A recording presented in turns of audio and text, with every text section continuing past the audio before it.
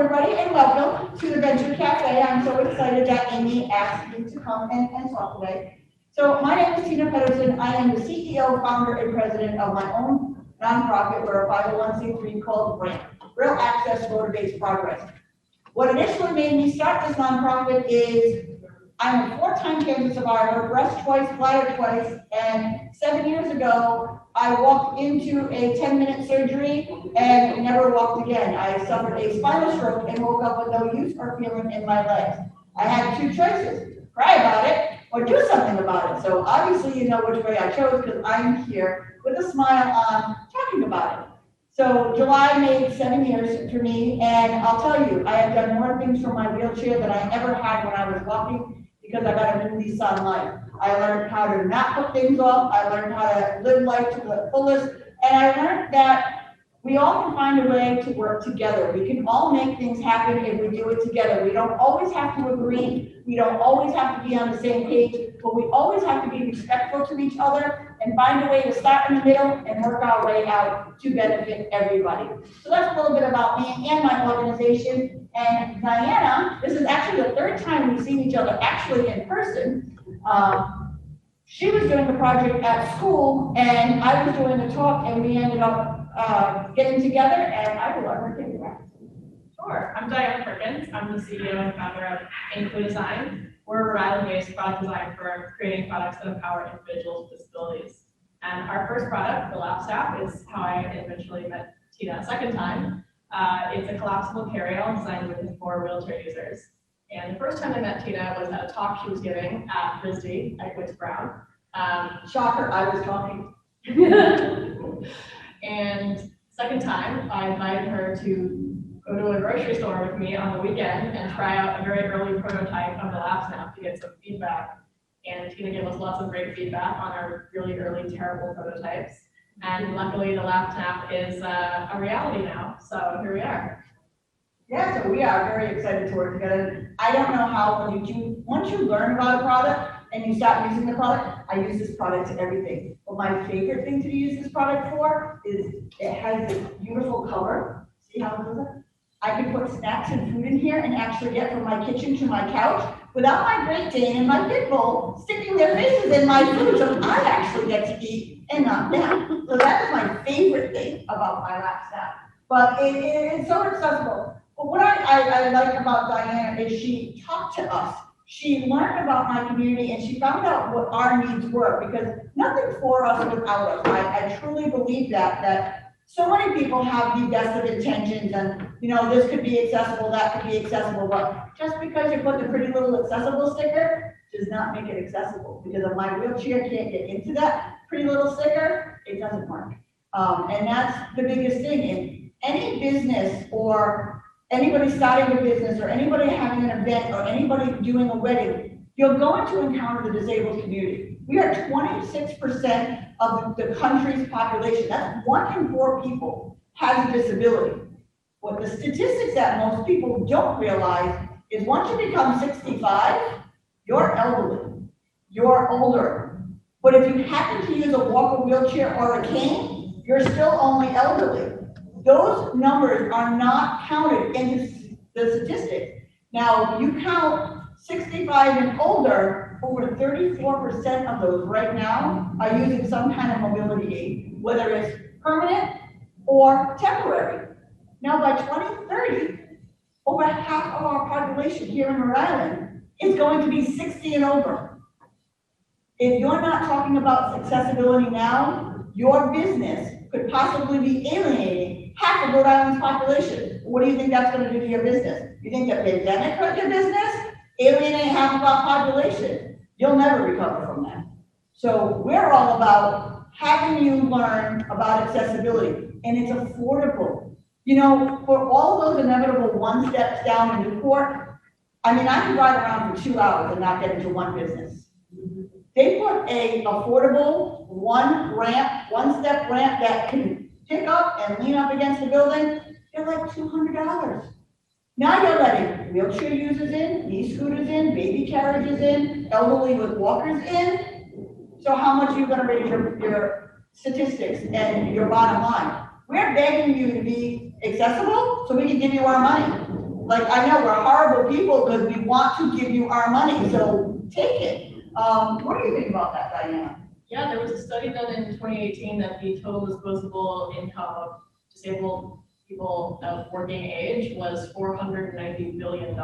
So if you don't make your store accessible, you're saying that you're willing to lose every fourth customer that would walk or roll through your doors. And I don't know about you guys, but as a business owner, I cannot afford to lose every fourth customer. Yeah, I mean, it's so true, and it's so easy to become accessible. So what we do everything in a positive way. We don't attack anybody, we don't yell at you. We do a roll through to your business. We'll roll through, lower this shelf, open this aisle. Why don't you move that? If your bathroom is inaccessible, take one of these regular stalls out and increase the disability stall. So you still have 4 for everybody else and 1 for me. And tell your employees, please don't use the disabled thing, because there is nothing worse than rolling into a bathroom at an establishment and you have this young employee coming out texting on her cell phone from the only bathroom that you can use. So it's a matter of talking to your staff, talking to your people, and making your world a lot more accessible and increasing your bottom line. Because during the pandemic, everybody got a glimpse of the disabled community. Think about it. We were all isolated. We were all stuck in our homes. We couldn't see family. We couldn't go to the restaurants we wanted. We couldn't do the things that we wanted to do. We, as the disabled community, lived that whether there's a pandemic or not. You didn't like it. Take us with you when you open. I now have restaurants down the street from me that I have a favorite sandwich or a favorite meal, or I've been watching their live music on video that I now want to come down and spend my money at your business. Have me come down, let's make a free assessment, and let's open up your business to more people. Why don't you tell everybody about our Accessibility is Beautiful event? Yeah, so my first question for you is, why is it so important to have businesses be accessible? So I'll start by saying that for those of you who don't know, or have Ramp is hosting a wonderful event on September 18th at the Steel Yard from 3 to 8 p.m. called Accessibility is Beautiful. And we're going to be helping businesses, first of all, learn how to become accessible and also learn about the benefits of becoming accessible. It's not just that you'll get the lovely Tina in your store, but also there are some great tax incentives and more. Yeah. We've been working with the Secretary of State's office about all the tax breaks that already exist.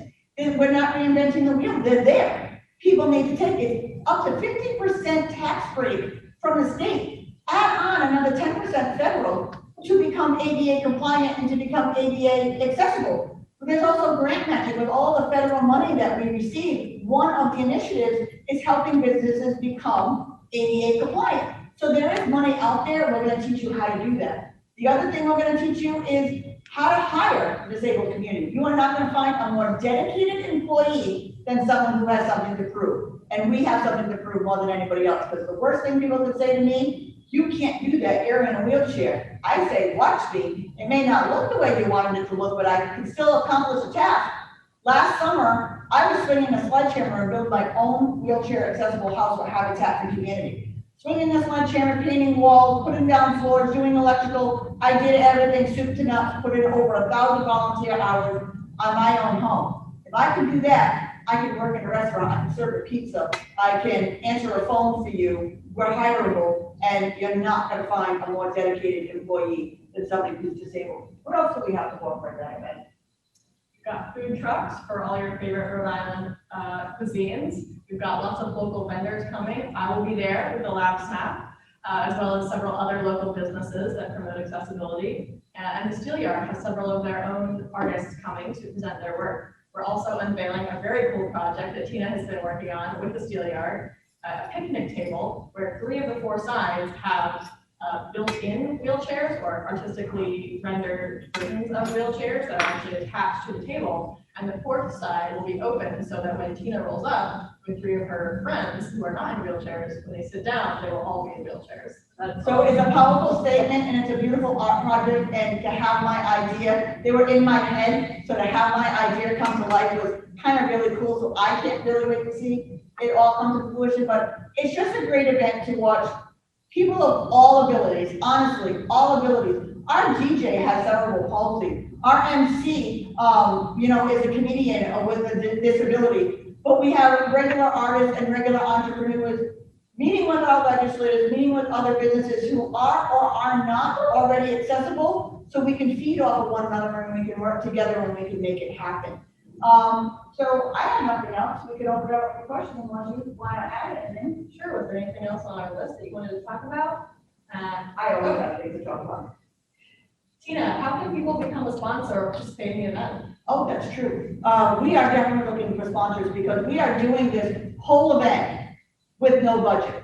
Ramp is all about breaking barriers. The first barrier that Ramp does, we don't charge for anything we do. You want us to come down and do a roll through your business? We don't charge you. You want us to come talk to your school or to train your employees? We don't charge you. What we ask is if you like what we did and we made a better way to do your business, make a donation of a size that fits your business. We've had donations of $20 to $1,000. We don't put a dollar amount on it, and I've never had anybody not contribute back. I actually have one business who contributes every month. For the disabled people that he serves, he gives us 10% back of his own doing because he saw the benefit and he was missing out on an amazing population. Because I'll tell you, if I can't come into your restaurant, it's gonna be boring because, you know, I can come and talk and I can bring in more business and drum it up for you. But if you want to become a sponsor, we have 3 packages. You can be a bronze, silver, or gold. You can donate either $250, $500, or $1,000, and that money will go to flyers and T-shirts and social media. Depending on what level, your logo will go on our T-shirts, our banners, our promotional items, our social media. You could be a guest on my podcast, because who doesn't want to do that? We're a national podcast. Yeah, I just had the Rhode Island delegation on Friday night, and I found out that I'm in talk with Washington because a couple of Fridays ago, I got to meet with our U.S. Secretary of Health and Human Services, and I guess I made a big impression on him. He's been talking about me to his colleagues in Washington, and I only found that out on my podcast last night, so I guess that's pretty cool. So we'll open it up to questions. Does anybody have anything? Judy. So I live in Wickford Village, which is a historic sea coastal town. And my girlfriends own all the businesses, and well, not all of them, but many of them. It's like, how does a historic building like the Avis block with like these granite steps become handicap accessible? Well, first off, I want to start out saying nobody is grandfathered in. So let's clear that right up. There is no such thing as being grandfathered in. What that whole grandfathered in stood for was the ADA has been around 31 years as of last week, or Monday. I don't even know what week it is anymore. So it made 31 years. They gave everybody 10 years. So you could do your bathroom one year, the Apollo the next year, the front door, whatever. So any business right now, not only is it the law, but it's the right thing to do. So you can include everybody. Second of all, there is no historic value either. Yes, you have more leniency. We are not going to drill through 1,000-year-old marble floors or staircases, but there's still always a way to become accessible. So the best thing to do is have us come out. We have a lot of contractors that work with us. And the nice thing about the contractors that we work with, like one of the big ones we work with is Oakley Home Access. They're amazing. Justin's great. We vet them. They're not going to oversell you. They're not going to sell you more than you need, because to them, it's just as important for everybody to be accessible. So by overcharging you and to do the wrong thing, the world isn't going to be accessible for them and for their family as well. So they're very honest and they're very open, and they also have to report back and answer to me. So they don't want to do that either, because they want me to keep referring them out. So, you know, that's not a good thing either. So we hold them accountable. We hold our vendors accountable. But the best way to do it is it's free. Let us come out, let us check it out, and let us find 2 or 3 solutions. That is going to be another part of our Accessibility is Beautiful event. Every business that registers is going to get an on-site free assessment, either from me or from Oakley's. We're going to come out, we're going to roll around your business, we're going to give you 2 or 3 different versions of your front door, your bathroom, or whatever, and real world prices along with a tax break that fit your business. It's all going to be customized. So, it's literally, we're going to give you that one sheet of accessibilities for dummies for your venue. So it's easy. We're trying to help you. We don't want to hurt you. I just did a roll through right before the world closed at the oldest library in Providence.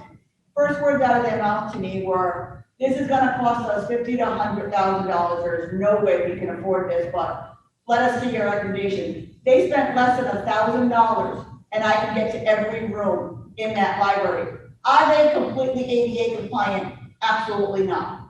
But that's not what we want. We want to be able to get in. We want to be able to use the bathroom. We want to get into every room that everybody else gets in. That's all that matters to us. Would we like you to be ADA compliant eventually? Yes, but it's not mandatory. That's not what we're out for. Get started, gather the money, get more business in, and let us do your next room. We have 185 businesses signed up for that so far through the Accessibility is Beautiful event. And if you'd like to be next, you can sign up at our website, rankingsinclusion.com. Absolutely. See, this is my program. Any other questions? Yes. So, interesting question, sort of a different version of what you're talking about. If 50% of the population of Rhode Island is going to have mobility challenges by 2030, I know one of the things we have with my daughter when we're going around is trying to find a handicapped accessible parking space that is full, especially whether it's going to the doctor, going shopping, whatever it may be. Are there any discussions going on right now or any points of view that Ramp has in terms of how do we deal with the lack of handicapped accessible parking? Because a lot of these facilities meet the laws as they were written for the percent of the population that was disabled back when they were written 30 years ago. Right. I can't imagine that that's going to be able to serve the needs of the population in 5 years. It's absolutely not, and that's a great question because this is one of my favorite questions because I also have legislation that backs it up. Well, people don't realize that the handicap parking spots at Walmart, Target, or any establishment, those are owned by private property. They're owned by the property of Walmart or anything. They're not public. So the problem with the way they are now, you see those pretty little $250 fines? The problem is if Walmart or Target or the store doesn't hold to that, because they've got to have the customer in and then charging them, they don't have to hold anybody accountable. That's the problem why the handicap parking has been so bad, because nobody's actually holding them accountable, because let's face it, Walmart, a big conglomerate, wants to have more customers and they don't really care what the parking is as long as you're spending your dollar at the register. Well, we have legislation that's hitting as soon as we get back to session that is going to say we are going to deputize regular individuals. We're going to change the law and we're going to regulate. So if I go up to a spot and somebody's parked illegally or not right, now mind you, if they have a placard, whether they look or not look disabled, you can't say anything because you never know until you walk or roll a mile in anybody's shoes. So it's not for that, but if they're not parked there correctly, you can take a picture of their car on the license plate. There will be a website or to the local police department in that town where you'll be able to send the picture and they will send out the fine. The law is starting to change. We got Real's way of doing that, but we're starting the process. We're seeing where the glitches are. Like I said, we have the process, but with every process, there's always a glitch. We found the glitch, we're going to redo the glitch, but it's with people's voices in a positive way without screaming and yelling about it, raising the awareness with legislation. Like I could roll into the state house at any given time and I'm known by pretty much everybody at this point, and they'll be like, what happened now? Where can we help you? Because I bring it to them and I don't only bring them the problem, I bring them 3 or 4 solutions of how we can fix it. So if you want to complain, great. Always have a solution of how you think we can fix it, because nobody can pull it out of the thin air. So we are working on the parking issue. It's going to take a couple of years, but we're working on it. It's just like when we park at the beaches in the handicap spot and you can't actually get to the beach. So great, I'm spending $15 to park my car and I'm going to be staying in my car in the parking lot because I can't get to the beach. So we're working on that glitch as well. I want to get to the ocean. What about commercial real estate for like office spaces? I can't. Commercial real estate and Yep. office spaces. So I just had an interaction. I recently rented an office space, which I don't have time to. I just use my own. So my mother came to see it, and one of her first questions was, "Is it handicap accessible? Is it accessible?" And I hadn't thought about it, and I realized like, no, it's not. It's on the second floor, and there's no elevator or anything.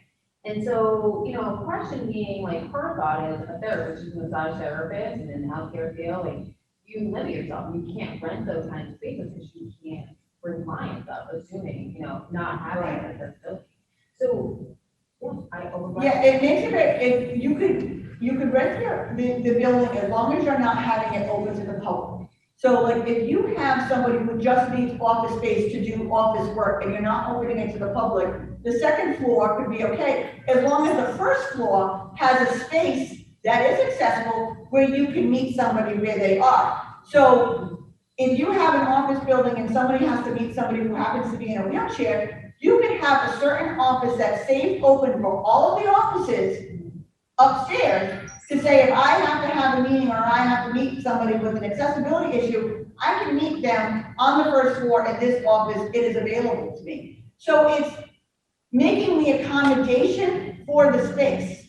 You know what I mean? So working with all the clients you have on the second floor to ask, do you need a mobility accommodation, or is anybody coming with you have that accommodation? You have that granted office on the first floor that they can have a meeting on. So there's always a way to work around it. Would it be great that the whole building is accessible someday? Yes, but there is a way, and that's exactly what we're here for, is to make a way that every business can make those accommodations. The other thing, like I was just telling, we're here in this beautiful CIC building that was built only a couple of years ago. Here's the problem with it. Yes, it's accessible. Yes, they have elevators. Now, we're up here on the second floor. If there's a fire or anything happens up here, what's gonna go down? The elevators. I can't get out. But they have greeters at the front door downstairs. So if the greeters at the front door downstairs are saying, oh, where are you going? What meeting are you gonna be in? So they have a log of everybody who has a mobility issue or can't do stairs in the building. If there was an emergency, they can go right out when the fire department shows up and say, I have 2 people in wheelchairs on the second floor in front of the building. Can you get them first? Because they can't get out. So it's making the accommodations and thinking ahead to what could possibly go wrong. So that way you can be forthcoming, because you'd hate to have a building where you'd have somebody stuck or die in your building because you didn't let anybody know that they were there. So it's making the accommodation and thinking ahead for somebody that you may have, because it could be somebody who's not in a wheelchair. It could be somebody who just had knee surgery or back surgery, or at this moment can't get out of the building because they can't do stairs right now. So it's not even for the long haul, just somebody who has a physical disability. It could be for anybody. So just being aware of that and making a plan in case that happens. Anybody else? Are there type of solutions for that besides making the people aware of people with disabilities? So let's say there is a fire, right? So are there any other technology advances that we've thought of? Not as of yet, because if you're on the second floor, I mean, and the elevators go down, there is no other advancement other than the fact that, you know what I mean, you're stuck upstairs and you can't get out. That's just like going to our housing crisis right now. Having wheelchair stock or wheelchair houses in Rhode Island is like null and void, because the way that the ruling for Rhode Island housing is written right now is, if you build a 4-unit apartment building, as an example, one of those apartments has to be ADA adaptable. Adaptable is not accessible. Adaptable means they have to make one of those apartments accessible to anybody who has a disability. So what do you think the contractor is going to do? They're going to make it accessible to somebody who's blind or autistic or has a mental condition because it's cheaper. We need to change the wording to say physically accessible, and no person with a mobility device should be higher than the first floor of living, because the one place in this world that you're supposed to feel safe and comfortable is your home. Now think you're on the 17th floor of a building in a wheelchair, knowing if there's a fire in that building, you're going to die in the place that you love the most. That's reality. So until we have better ways of addressing that, or better ways of getting people out, the only way is one, anybody with a mobility impairment should not be above the first floor so that they can be safe.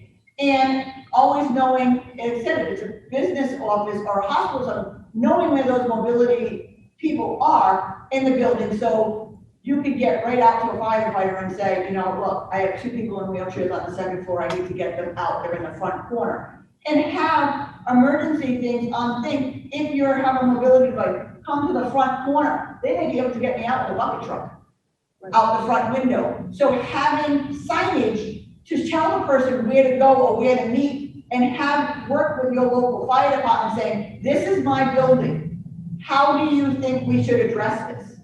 The fire department should be able to help you come up with a plan. If they can't, we can. We can work with them. But having a plan to address these ahead of time, instead of waiting for a tragedy to happen and doing it behind. Yeah, this should be common by now, right? There should be something that's It already should. in law saying if you have a commercial building, this is how it goes. This should be part of the process, right? It absolutely should, after 31 years of the ADA. But because people don't think about it, and most people still see us that we only go out 9 to 5, because we only live to go to the doctors. I get that all the time. It's like, at 5 o'clock, my legs don't miraculously stop to work. I'm still disabled after 5 o'clock. I want to go have a drink. I want to go dancing. I want to go annoy my neighbor or somebody else down the street. So I'm getting out of my house. But between transportation, housing, businesses, we need to change the culture. We need to make it normal. We don't want to stand out. We want to blend in. We want to just go about our business like everybody else. And the way we can do that is for everybody to have a plan ahead of time. So that way, when something happens, we know how to address it and we know how to deal with it. The more businesses that get on board, you'll have those brainy people who will say, hey, we could do this, or we could do that, or we could do this, because you have more people making the solution. That's what we need to do, and that's what all about our Accessibility is Beautiful event is, to bring more people into the fold, to one, raise their bottom line, to get more people out and about, to get more people hired, and to make it the norm, to deal with the disabled population and anybody. We want to make it the norm. Do you have anything on your website that for like commercial businesses that are ADA compliant, but extra tips? Like, look at this beautiful building, right? And you went downstairs and you said, hey, here's something else you could do. Do you have that on your website? We don't have it on our website. It's more of a, we can't put it on our website. We put that we do that on our website, but I can't put it out on the website because it's not an across the board kind of thing. Each building is different, each location, each neighborhood is different. Yeah. When people talk about, we're having an event, we need to have interpreters. What do they think about? Spanish, Portuguese, whatever. I said, do you think about an ASL interpreter? You know what I mean? That is an interpreter too. Like, people just don't think about that. So having us come out and helping you and assess your business is the best way, because it's personalized to your business and it's not a generalized across the board, because what works for this beautiful CIC building will not work for the State House, because the State House is beautiful and historic and great. I have to enter through the bowels of the basement, and God forbid I'm in any floor of that building, there's no way out. There's absolutely no way out, and there is no plan. And they wouldn't even know where you are in that building. So we need to come up with plans. Each building needs to take it amongst themselves to call us, have us come down, have us assess, and have us help you make a plan. Because like I said, you do not want to be the one that's cleaning up the pieces and making the plan after a tragedy happened. Let's fix it prior to. Do you have other are there other organizations in other states that are doing what you're doing? Yeah, we are national. We are across the board, but because what we do is so different, we're picking up steam across the state. So Connecticut, who is far ahead of us, accessibility-wise, we're working with them. We're working some of the stuff that we've come up with, some of the stuff that they've come up with, but I have a representative of me in Connecticut, in Kentucky, in Kansas, in California, and Texas. We're across the country, and we're working with other states to find out what works for them and what doesn't. Like, people don't realize I can't even get a proper examination at the doctor's office because they can't get me out of my wheelchair. They don't have examination tables that can get me out of my wheelchair onto a table to get a full examination. How sad is that? When obviously I'm in a wheelchair for a reason, I need to go to the doctors a lot more often. There are so many doctor's offices in this state, I can't even enter. doctor's offices are not accessible. We need to do better, and the only way is to keep talking about it, to keep positively helping people change the narrative and make us the norm. Another one of my pet peeves is, and we've been trying to fix this for years, is that the airlines do not have a proper way to ship safely wheelchairs and other kinds of mobility instruments. They've already destroyed 2 of my daughter's wheelchairs, and they take no responsibility for it. It doesn't matter what package you put it in, they just seem to find, they don't seem to care, they don't pay attention to it. And then, there's been a lot of push with IATA and the other airline industry groups to try to fix that. But it's a huge problem. The cost is significant because these chairs, as we all know, are very expensive. Yeah. Have you had any interactions with the airlines or discussions with government about I ways have to solve that problem? I have had a lot of discussions. There is a plan. The only way it's truly gonna work is for us to be able to dock our chairs on an airplane. Because that's the only humane, respectable way that we're gonna be able to fly, because unfortunately, people see my wheelchair as baggage. They see my wheelchair as just something else heavy that they have to move. They don't see it as my legs. They don't see it as my only way of seeing freedom. I don't like the term I'm bound to a wheelchair because my wheelchair gives me wings. So until people see that my wheelchair is me, it's like a pair of pants. You wouldn't go out with a pair, well, most people wouldn't go out with a pair of pants. You wouldn't go out with a pair of pants. I can't go out without my wheelchair. So when people see it as a necessity and a life-saving event, they're not gonna get it. So until we can dock our wheelchairs, there is gonna be no safe way to really fly unless airlines hold it accountable. I can say they have made where they have to report now that they've broken wheelchairs, where they never had to do up until last year. So now they actually have to report that they broke wheelchairs. That's great, they're reporting it, but they're not fixing it or doing anything with the problem. So I guess it's a step in the right direction, but we do have a long way to go in that aspect. Yeah, I recently became more aware of this issue. On average, airlines break 26 wheelchairs a day just in this country. What? And there's no law that makes you able to sue the airline or get any kind of replacement chair from them. So most of the time, people just have to depend on the generosity of other wheelchair users to lend them, their old one until they can get a new one, which for people who sit in their wheelchair full time, they're customized directly to their body's dimensions. And so it can take months to get a new wheelchair, and they're expensive. Well, My wheelchair right here is $40,000. Not because I need the high-end wheelchair, but I need the wheelchair that fits me. Here's the other misconception when it comes to wheelchairs. When my power goes out, I'm trapped in my bed. If my chair is not charged, I can't even go to the bathroom and let my dogs out. That's a huge problem. Everybody's like, just have a manual wheelchair backup. That's great. How big do you think my house is that I can have my power chair and a manual wheelchair easily accessible?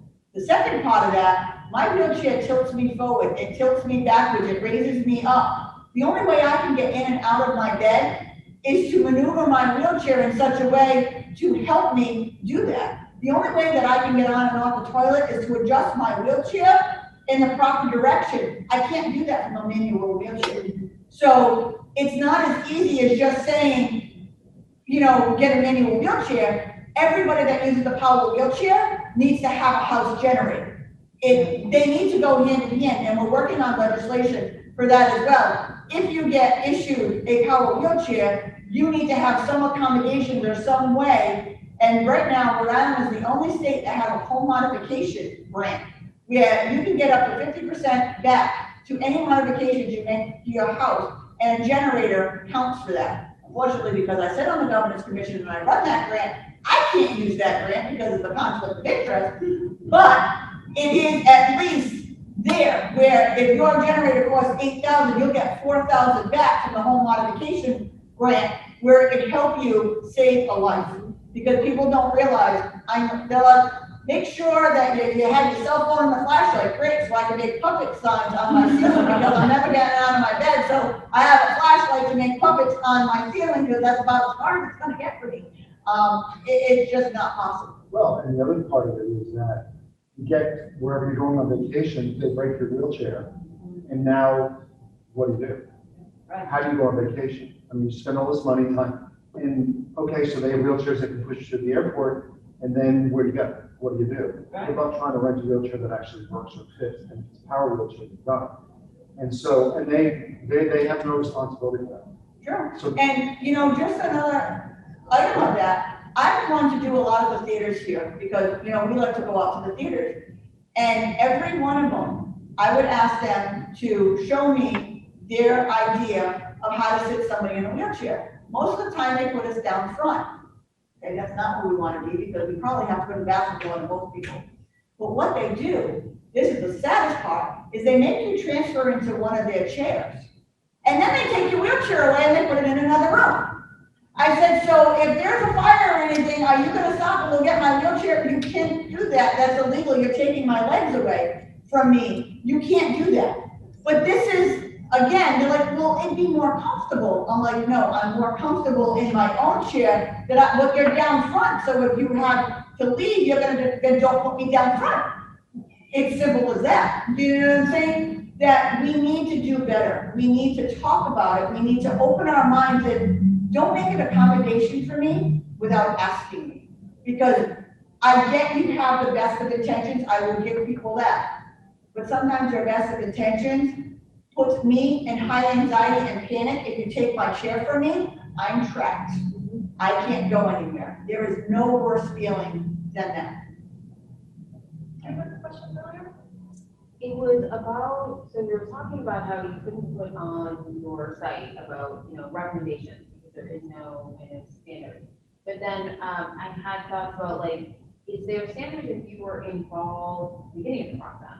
You know, during build blueprints, you know, to start at the beginning before the work was actually done. So then you could guide people and there could be, you know, these kind of these recommendations or these standards or these things that we put in and you could kind of base them depending on what kinds of buildings you were building and We absolutely want to do that. I've actually reached out to, when I was building my home for Habitat, I reached out to a lot of contractors and asked, why do you build the deck lower than the house? That's one area we wouldn't have to make accommodations for later. Or, you know, and we've changed the culture, so we're doing that. I would welcome anybody to call me because it's easier to do it up front than it is to make the accommodation later. Look at, unfortunately, our new veterans home that they built 3 years ago.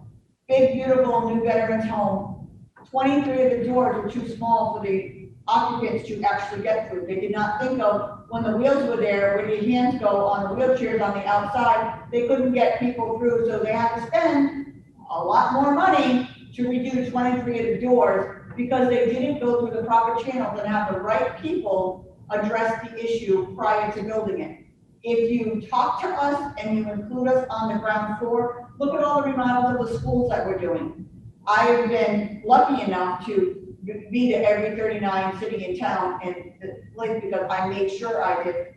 They're making one wing available for the students that may need the accommodation of a wheelchair. Well, that's great. If there's somebody like me, I should be able to access the entire school because I don't need a seclusion room. I can go anywhere.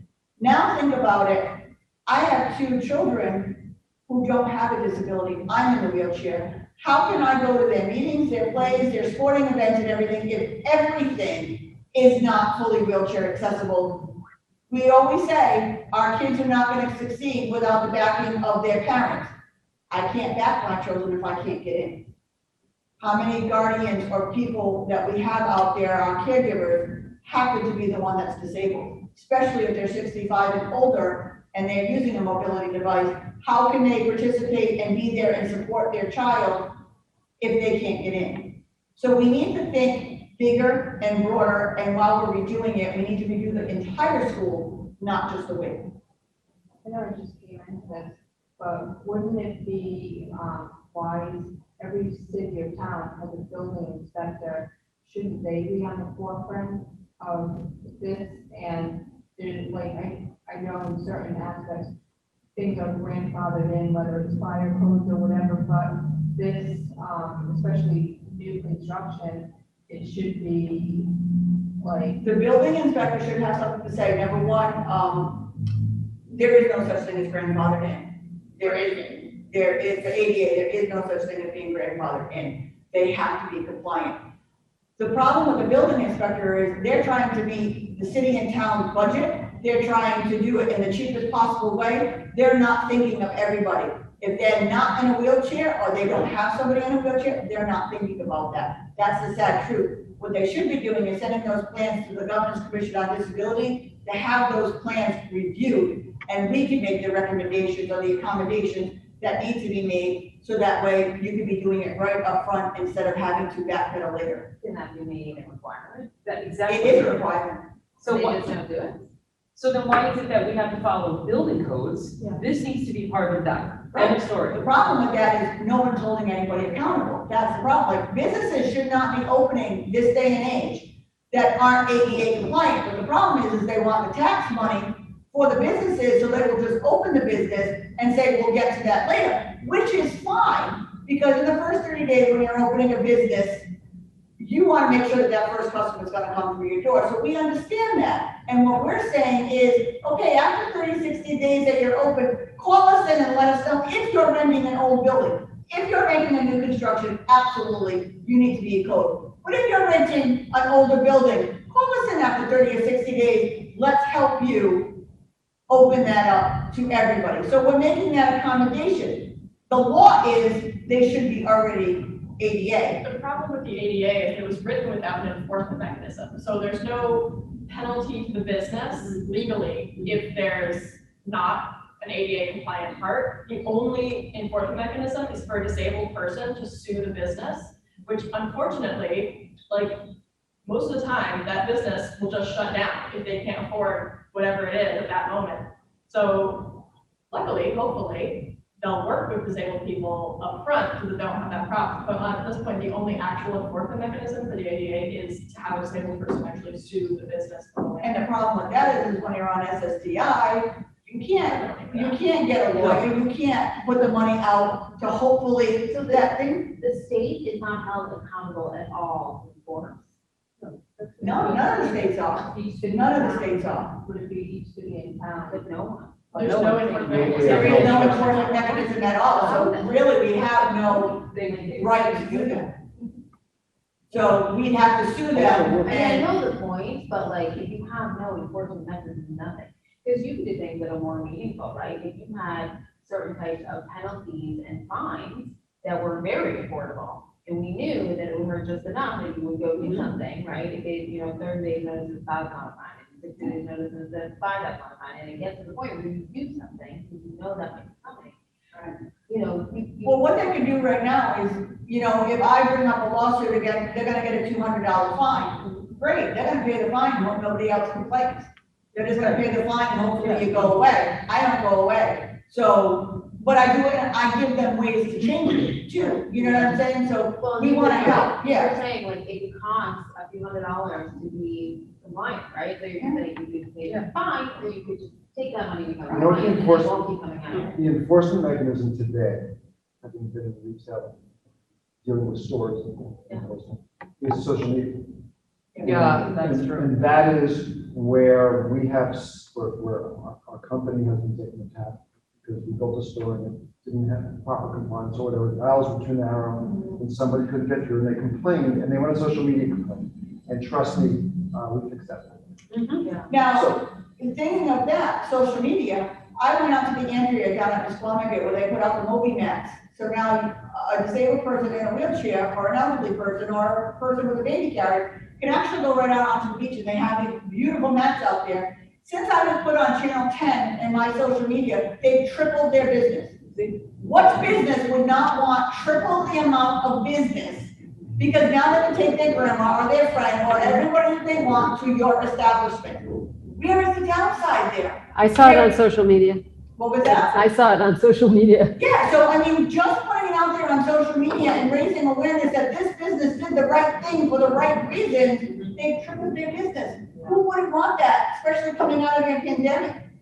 So is this something that you'll think about as like after this event, will this be like some type of like marketing campaign? So you'll have a social media marketing? Well, what we campaign? would like to do is, once we've done the Accessibility is Beautiful in September here in Providence, In the spring, we would love to take it to Newport, and next fall, maybe take it to Warwick. So we get every city in town, and every business district, and we help them become affordably accessible. And raise our sponsorship and raise awareness every time that we go out, that people are gonna learn this is just the right thing to do, and your business is going to expand because of it. No business is gonna be 100% accessible to everybody, that's reality. But we can do our best, and our best is to at least open our mind, change our perspective, and put ourselves out there to try. Absolutely. And make It costs nothing to have us come down and give you quotes. If you can't do it right now, and you can't do it till next year, but the tax breaks are there, the federal tax breaks are there, the grant money is there. Now is the time to do it, and that's so important why our event is happening this year, because now is the time to do it. Have you aligned with the Chambers of Commerce? Trying to get into the Chambers of Commerce, but because I'm not a member, I can't actually go and speak at any of those events. So I'm asking any business who's a sponsor of us to speak for us at these events. Like I have the Southern Commerce covered because Justin Oakley is part of that commerce. So I'm always looking for participants to come and speak or bring me as a guest. But because I'm not a member, but we're a nonprofit and we don't charge for what we do, so I can't afford the fees and in that aspect, I'm not sure awards are important, Creative way. but you can't also be recognized by the Chambers of Commerce. You can't be heard by the Chambers of Commerce if you're not a member. If you don't get recognized and you don't get, as a leading edge person, you don't get anywhere. You know what I mean? Or you can't have a voice. We don't want inspirational stories. I don't want you to do a story on me because I'm in a wheelchair and I'm speaking to all of you. I want you to put me on TV, or I want you to hear my voice because I'm trying to help you increase your business. I'm trying to help you do the right thing. Trust me, I am not inspirational because I am dressed and my hair is done, because trust me, see me in an hour and I'll probably be on the floor because I fell out of my chair and I have no idea where my shoes are, because when you can't feel your feet, it's a real thing. I lose more shoes than anybody and their brother. So we're not an inspiration because we're out and about. We may do some things inspirational to help you better you in your business. Well, maybe this is just, I'm thinking of this person. What about Langevin?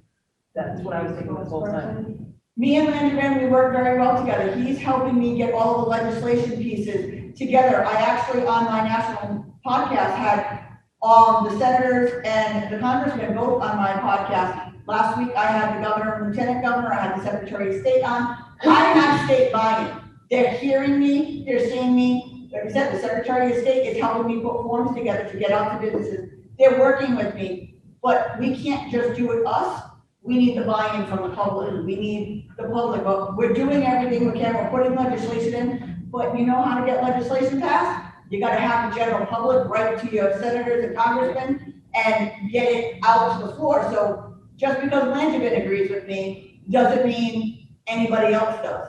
We need to change their mind. We need to show them that we stand behind this. We're in this together and we want to do the right thing, because like I said, 10 minutes I ended up in this wheelchair. It's gonna happen to any one of you tomorrow. Do you not want the world accessible so you miss out on nothing? Let me pave the way. Let me make it accessible so you don't miss out on anything that I ever missed out on. Not that I really miss out on much, because I plow my way through. One of the things that I love about Rhode Island is how much it's becoming accessible and how much this is becoming part of the conversation. We have a lot of diversity and inclusion conversations these days are happening more and more, but disability doesn't even make the list sometimes. It's so overlooked. But I feel like Rhode Island is starting to get the clue a lot because of you. But I really think the future of accessibility in business is here. Because if we're talking about diversity and equity, and we're not talking about disability, we're 1 in 4. 1 in 4 people have a disability. Whether it's visible or invisible, we are the biggest minority in this country. So if you're not talking about disability, you are missing out on an amazing population. And the cure for cancer is probably sitting at home watching Reba, because she can't access, or he can't access, what's out there in the world. Let's get them out. Let's meet these people. Let's hear their voices. The biggest thing that I would love for everybody to get is the worst thing that I hear is, I don't know why we have to do this, because I don't see a lot of wheelchair users. Okay, let's ask you this, why don't you see wheelchair users? Because if I can't ride over cobblestone, and I can't get transportation, and I can't get into your business, why am I gonna come out? There are 6 million Americans who use a wheelchair. Right, 6 million Americans use a wheelchair. That doesn't count walkers or canes or people who have disabilities who don't have knees or walk among us who can't do stairs or had a knee surgery or a back surgery. So you're talking a lot of people. You don't see us because we can't get in and we can't access you. So why are we going to bother? Open up and you are gonna see a whole new world. One of the guys, a quick story is, I did a business last year, the year before last, I forget what year I'm in. And he went completely ADA compliant, spent the money, well, not a lot of money, but he called me a month and a half later and he said to me, I don't have a lot of wheelchair users coming into my place. I said, well, number one, we're not like a motorcycle group, we're not a gang, we don't roll around in packs, not the way it is. I said, but did you get one or two? He said, yeah. I said, did they come in with 2 or 3 people? He said, they actually came in large parties. I said, they came in large parties because the only time that they can get together with their family and friends because homes are not accessible. Our friends' homes are not accessible. If I go homeless, I can't run over to my neighbor and go stay at her house because I can't get in. So I said, so those 2 parties, I said, did they spend a lot of money? He said, yeah. I said, did you cover the cost? He said, yes. I said, where's the problem? I said, we're not a group. You know, the funny part is that everybody was like, oh, you must know this one, they're in a wheelchair too. Only because it's Rhode Island and we're so small and everybody knows the guy, I probably do know them. But for the most part, in a big state like California, just because they're in a wheelchair doesn't mean every wheelchair user knows every wheelchair user. We're not a gang. Do you know every person that walks in the state of Rhode Island? Same thing. It's too far, because it just happened to one of my friends, all of a sudden, one day, he went in for a procedure and boom, paralyzed. Alfred. Yeah. So, She does. Like, it just so happens, we know the same plumber and construction, so he went from my house to being under construction, and I'm like, no, guys, leave my house and go do the bathroom. Like, right. And that's priority, but yes, it can happen just like that, and he's a success story because he's progressing, but like, no, he couldn't even use his own bathroom. Right. So how do you make your own house, like you're in the middle of your dining room or living room, and that's worse on your psyche. My own mother, she was healthy, now she has cancer, and her whole world is like with the walker, or how can she get up the stairs, or can't drive, and, you know, all of this. But there's another point that I want to make too, is you talk about yourself in a small population, but it's not a small population. Just filling out, looking for a job and applying, it's one of the questions now, do you have a disability, as well as what ethnicity are you? And I find that's like a 2-part question, like, is that legal to ask, or is it illegal to ask? Because It's illegal to ask after you've been hired. Because it's once you've been hired, they can ask to, you don't have to tell them, it's voluntary. You can actually, they can ask you in the thing, but it's also in the application, it's also voluntary. But people do have a big debate among civil community, especially those of us with invisible disabilities, of whether or not to disclose. Because, I mean, 2-year-olds into an interview, you're gonna know that she's a wheelchair. I break people laws because you kind of see it. Right, but with a lot of people, they choose not to disclose unless and until they need accommodations from their company because they fear discrimination, even though they're legally not allowed to discriminate against you. Of course, it still happens. But you And want to so, work for programs, so why you're asking? Yeah, why? right. Well, they want to increase their DNI numbers, or they want to discriminate against you, and you don't know which, you Right. don't know. No, you don't have to answer that question. You don't. No, there's an opt-out Yeah. too. But not only that, you don't have to answer what nationality or ethnicity you are. You also, when you're filling out a job application, which a lot of people don't know, do not put your social security number on the application. Because that application can sit in a pile and get lost and go everywhere, and now your social security number is out there. Don't get your social security number until you're hired, or they're ready to do a background check, and you write it on a different piece of paper when you're closer to the end. So there's a lot of things on a job application that people, but because it's there, people feel that they have to answer it, but you don't. There's none of that you have to disclose, that you have to answer. But I'll tell you, you hire somebody with a disability, you are going to have an amazing person because we have more to prove. We want to show the world we can do what you do, we just do it differently. But I got to reach out to Alfred when that happened to him, and I helped him, guide him through the steps that he needed to take it, and helped him with the things he was, and I'm glad he was doing much better. But it was just so happened that, again, Rhode Island is so small, and when it went out there, I swear that day, my phone blew up. And everybody said, do you know this guy? You know this guy? You know this guy? You gotta help him, you gotta help him. And I did, you know what I mean? Like, that's what we do, but that's what's nice about Rhode Island and social media, is when somebody is in need, you can rally together and you can help. Any other questions?